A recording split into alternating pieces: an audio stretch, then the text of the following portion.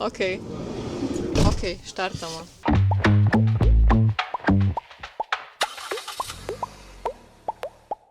Živjo, Damjan Muzelj. Živjo. Živjo, kako se počutiš, ko si prvi gost na našem potujočem podcastu? Ja, hvala, ker ste se oglasili v našem kraju, v Celju 1, v občini Vojnik, in vesel in ponosen sem, da smo skupaj z vami, s SDM ekipo, da smo lahko prvi gostitelji vas in da ste prišli mi pomagati v volilni kampanji. In to je tudi dokaz, da mi je en glas, ko mi je zmanjkal, da smo rekli, začnemo tam, kjer smo na zadnje ostali. Ja, no, moram reči, da ste nas zelo lepo sprejeli danes. Smo že kar mobilni, cel dan zbiramo, se pravi, hodimo od vrat do vrat, ne, segamo v roke ljudem. Zdaj, ja, ravno to si omenil, ne, ker sem te hotela vprašati, da ti je v zadnji volilni kampanji zmanjkal samo en glas do tega, da bi prišel v Državni zbor. Kakšen je bil to občutek? Pa jaz bi rekel, no, da občutek, kar se pri meni tiče, je bilo to kot osebna zmaga. Mi smo si nek cilj zastavili pred volitvami, smo ga tudi izpolnili. Mi je pa bilo tisti hud pogled, no, na našo ekipo, ki se je res trudila mesece pred volitvami. So imeli malo bolj grinkega preobčutka, za mene je bila pa to zmaga, ampak smo rekli, tam, kjer smo ostali, tam nadaljujemo in odloča vsak glas, ne šteje vsak glas, ampak na koncu bo, verjamem, da tokrat uspešno za ekipo in pa za Celjsko kotlino. No, jaz verjamem, da bo tokrat uspelo, ne, če ste v bistvu že v zadnji kampanji takšen napor pokazali, ne, pa je šlo toliko za las, da bi prišel v parlament. Jaz mislim, da sigurno ti tokrat ne uide. Zdaj pa mogoče, če se dotakneva še malo lokalnih tem. Prej si omenjal, da imate v bistvu veliko enih projektov zastavljenih tukaj v Vojniku oziroma v tvojem kraju, ne, ampak nekako denar ne pride iz Ljubljane na podeželje. Kaj se zdaj tle dogaja? Pa res je, no. Že pred, ko smo imeli mi prejšnjo vlado SDS-ovo v času korone, so bili projekti, ki smo jih pripravili, do konca pripeljali, ampak pod to vlado se je očitno nekje v Ljubljani to zataknilo in denarja ni.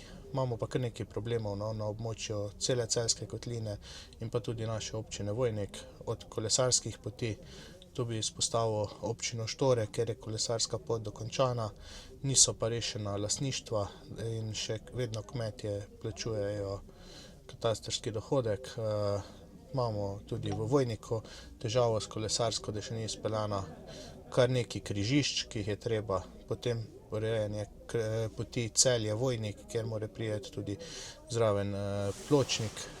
Tako da problemov je kar veliko in verjamem, da jih bomo skupaj pod naslednjo vlado, ki jo bo vodil SDS in pa predsednik Janez Janša, uspeli dokončati. Ja, to sigurno, ne, ampak zdaj smo še pod aktualno vlado, ki je zelo škodljiva za Slovenijo, ne, in zanimivo je, da oni celoten čas njihovega mandata jih nikoli ni bilo, se pravi, na teren, ne. Zdaj, kar naenkrat toliko, par mesecev pred volitvami so pa začeli hoditi na teren, ne, imajo seje vlade na terenu, ravno danes so v bistvu v tem okolišu, kjer se mi dva danes nahajava.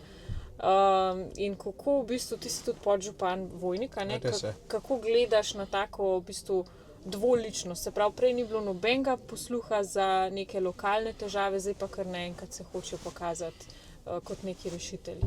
Pa jaz lahko rečem na primeru občine Vojnik, no, res da poznam to območje zelo dobro kot podžupan in skozi so bile neke obljube, tudi lahko rečem, da prišlo je tisto katastrofalno leto 2023 in pa poplave.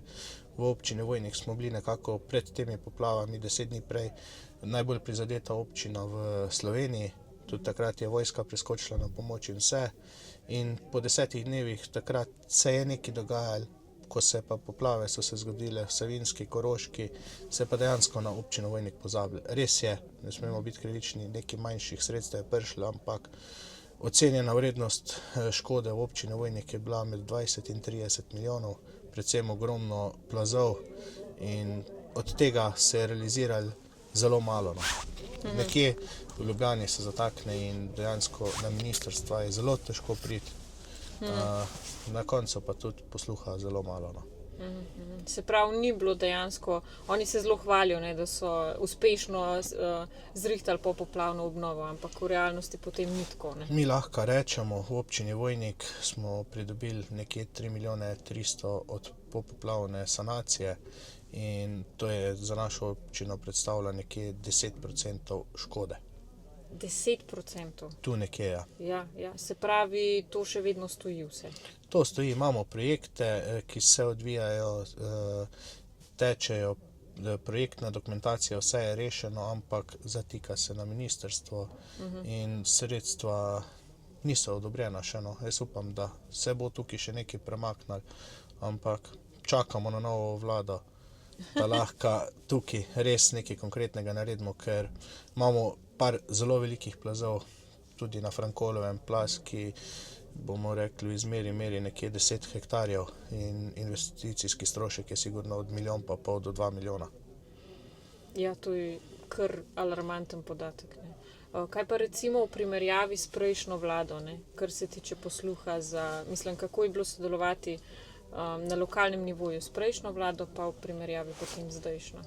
Jaz lahko rečem, da pod prejšnjo vlado smo speljali en zelo velik projekt v občini Vojnik, izgradnja vrtca na Frankolovem, in tukaj lahko rečem, da smo samo sofinanciranje v štartu, ko smo začeli z gradnjo, nismo imeli strani države niti evra zagotovljenega.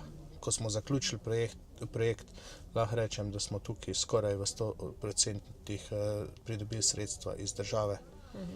Medtem ko lahko rečem, pod to vlado imamo trenutno pripravljeno velikanski projekt, cirka 14 milijonov izgradnja oziroma nova dozidava vojniške šole, osnovne, ki je premajhna, smo pridobili sredstva v vrednosti 3 milijone 300. To pomeni nekje sofinanciranje, lahko rečemo okoli 30% država, 70% občina Vojnik in to je za tako majhno občino, sicer nismo najmanjši, smo nekje na 60. mestu po velikosti občin, ampak težko si to privoščiš, no.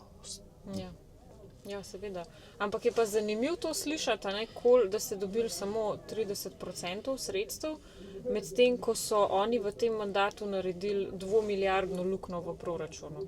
Zdaj, kam pol zares gre ta ves državni denar, če ne tja, kamor je potrebno? Ne? Lahko jaz rečem, mogoče moje mišljenje oziroma videnje, ko po terenu hodim, predvsem tukaj so problem nevladne organizacije. No. Jaz lahko rečem, da sem član večjih društev, med nevladne organizacije spadajo tudi gasilci. Ne.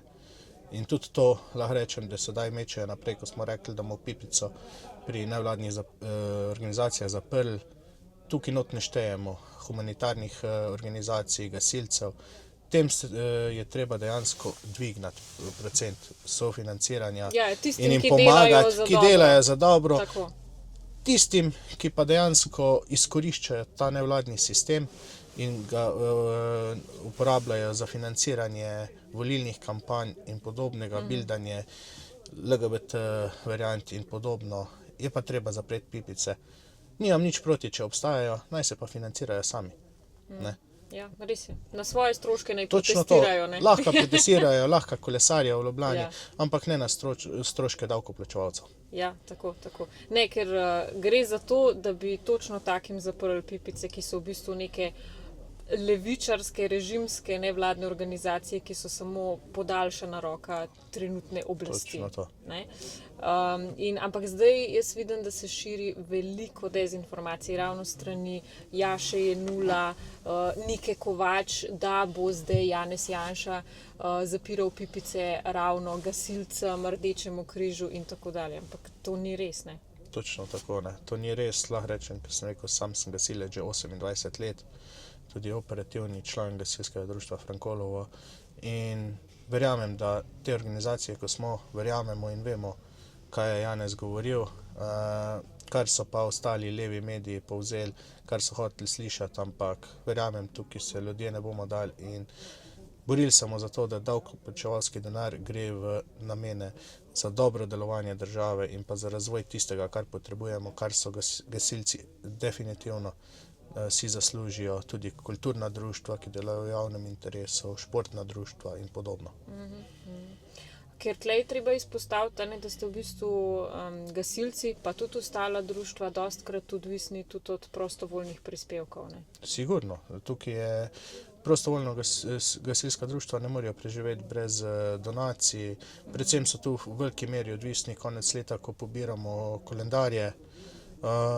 Lahko rečem, da v občini Vojnik imamo dobro prakso. No. Nakup avta, ki smo ga naprimer opravili zadnjega na Frankolovem, je sofinanciranje nekje 70% poskrbimo na občini, nekje 30% gasilska društva sama, ampak to so veliki zneski za take organizacije in vsekakor, no, tako smo že rekli prej, iz nevladnih organizacij, ta denar bi veliko bolj prav prišel gasilcem, ki pa se dejansko res borimo. No. Od koledarjev, gasilskih prireditev in mogoče tudi na tem področju bi izpostavil občine, kot je naša, si ne moremo privoščiti dejansko prostorov, da ne bi imeli prireditev na šolskih površinah in podobno.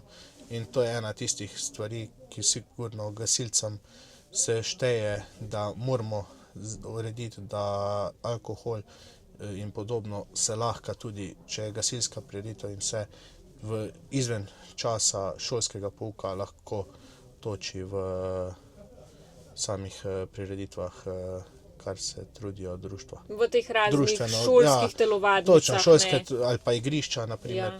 Na Frankolovem imamo šolsko igrišče, ki je edino igrišče, kjer lahko organizacijo neke prireditve izvedeš, isto v Novi Cerkvi, isto v Socki, v Vojniku in pa tudi v vseh ostalih 3 občinah, ker sem tudi evidentirani kandidat. In to se bom vsekakor boril. Ok, lepo slišati.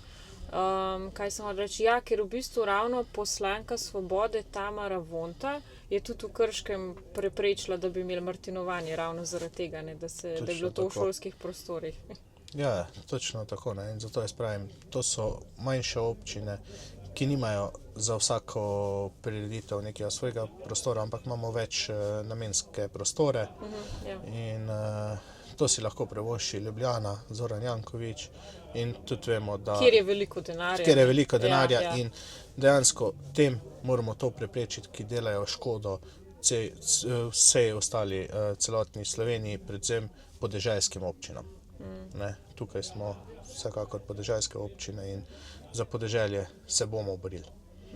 Ja, ker zdaj se res zdi, kot da bi hotel v bistvu vso dogajanje, vso neko družabno življenje na podeželju ukiniti in vse nekako koncentrirati v Ljubljani, kjer je seveda doma glavni šef Zoran Janković, ki obvladuje tudi podzemlje. Ne? Točno to, ne. Ja. Obvladuje to dejansko, jaz pravim temu, mafijo, no, ki dejansko pobira denar večini Slovenije, no, za tisto njihovo elito. Ja, točno tako.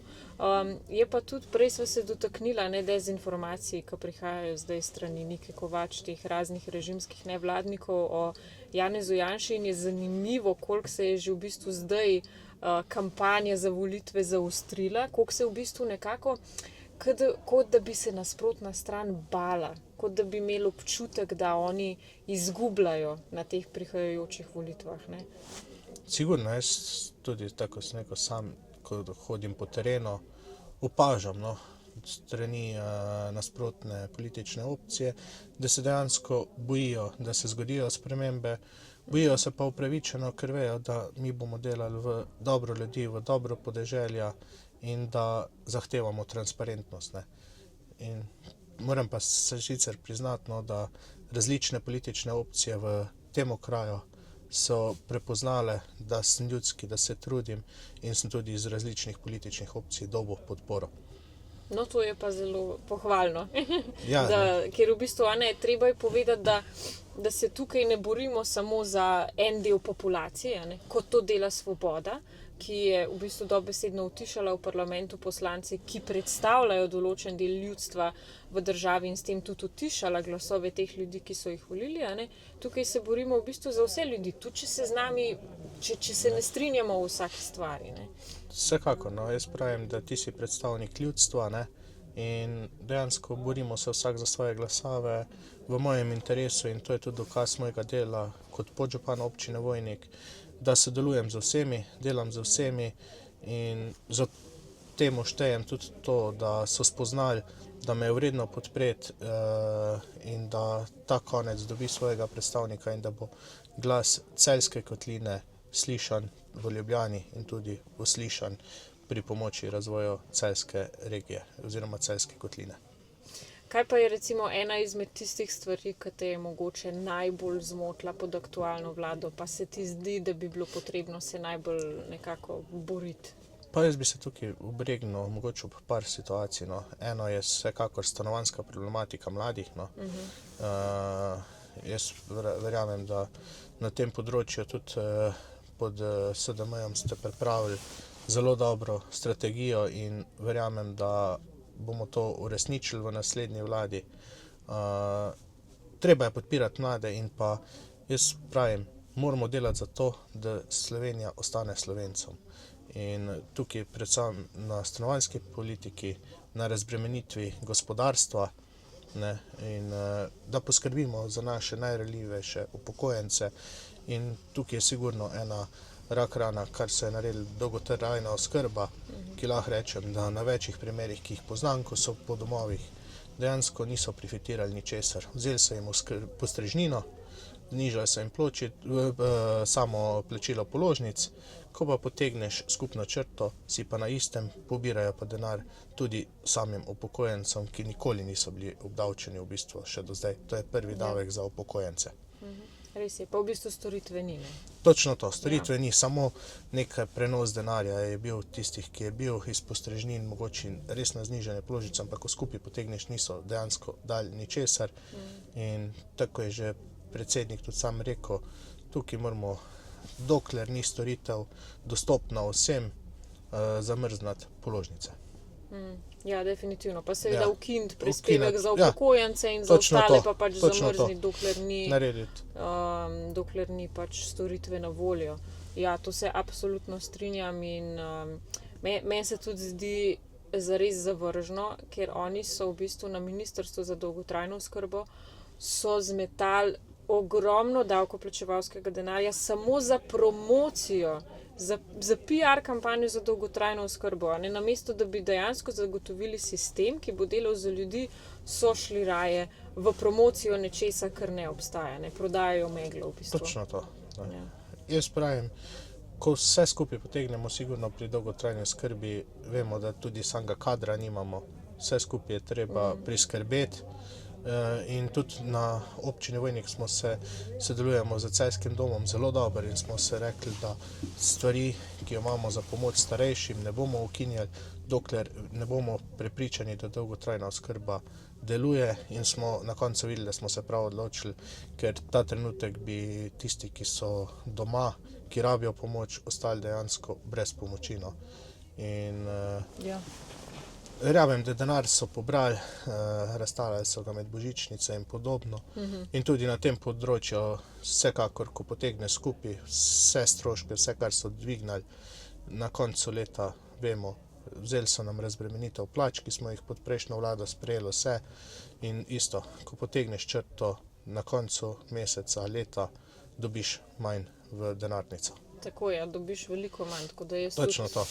upam, da se bojo ljudje nekako, da bojo to opazili tudi v lastnih denarnicah, ne? Da bi v bistvu lahko dobili veliko več, kot so zdaj, ne pa da so nam samo vrgli neko kost s to božičnico, ne? Na Točno koncu to. leta, da nam zaprejo usta, pa oziroma da ti nekako vržejo malo peska v oči. Ne? Mogoče prej še eno, kar si omenil stanovanja, da grejo dejansko slovenskim družinam, ne?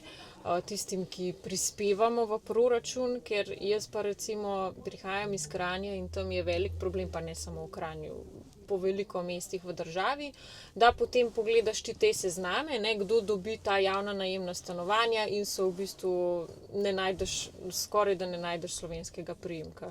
In to je zelo nepošteno. Ne. Sigurno, ne. Jaz pravim, da to, kar stanovanjsko politiko trenutno delajo, omogočajo stanovanja tujcem. Ne. Mi moramo poskrbeti, da bojo si mladi dejansko lahko privoščili nakup stanovanja, dejansko ne, da celo življenje plačuješ najemnino, ampak pomembno je, da je stanovanje na koncu tvoje, ostane tvojim otrokom In predvsem na tem področju bomo najbolj pomagali dejansko Slovencem. Ne. Vsi vemo, zavedamo se, tudi tujo delovno silo potrebujemo, ampak ne pod pogoji, ki jo imamo trenutno. Tukaj moramo narediti res, da Slovenija ostane slovenska, Slovencem in da so tudi Slovenci pošteno plačani in pa da predvsem na koncu, da se bo delo izplačalo. Ja, točno tako, ne. Ker zdaj pa v bistvu imamo Slovenci občutek, da se dela za vse druge, samo za lasten narod, ne. Sigurno, ne. Vsem skupaj, ko pogledaš, tudi od vrtcev do vsega, je najbolj žalostno na koncu to, ko je sistem tako nared, da Slovenci na koncu, ko starši pošteno delajo vse, ne dosežejo tistih cenzusov kot tujci in imajo dejansko tujci prednost pred našimi otroki. Na koncu pa vidimo njihove mame, ko kafetkajo po gostilnah in vse. Naši pridni ljudje so pa odvisni od svojih dedkov, babic, da jim čuvajo svoje otroke. Pa potem je tudi problem, ko ne pride do integracije, a ne. Zdaj imamo šole, vrtce, kjer učitelji izgorevajo, so vedenjski problemi zaradi tega, ker je toliko otrok, ki ne znajo slovenskega jezika, ne. To je problem. Sigurno, tudi to je eden izmed tistih pogojev, jaz vedno pravim, tako gremo mi drugam, se prilagodimo njim, njihovim navadam, njihovi kulturi. Vsak, ki pride k nam, se more sprejeti našo kulturo, naše navade in pa seveda predpogoj govoriti slovensko. Ne moramo se mi prilagajati njim, ampak se bodo prilagajali oni nam. Ja, točno tako, ne. To so v bistvu zdaj dosegli tudi s tem, ko so skrajšali te roke za združevanje družin, a ne. Prej je bilo 5 let, zdaj že po 1 letu, ne. Znižali so nivo znanja slovenščine za tujce in to je uničujoča politika za slovenski narod, ne. To je treba spremeniti. Sigurno, to mora biti eden izmed, po moje, prvih pogojev pod našo naslednjo vlado, ki ga bomo spremenili in bomo naredili, da, tako smo že rekli, Slovenija naj ostane slovenska in naj ostane Slovencem. Tako. Jaz mislim, da je bil to zelo dober stavek za na koncu tega podcasta. Sem vesela, da sva ga v bistvu danes otvorila, ne, naš ta potujoči podcast. Hvala, ker si bil naš gost in pa seveda vso srečo v kampanji, ne. Hvala tudi vam, celemu vodstvu SDM-ja, ekipi. Res ste čudoviti. Vesel sem, da ste prišli k nam in z veseljem smo vas gostili in ste še vabljeni k nam. Hvala, z veseljem pridem. Ok, super. Super.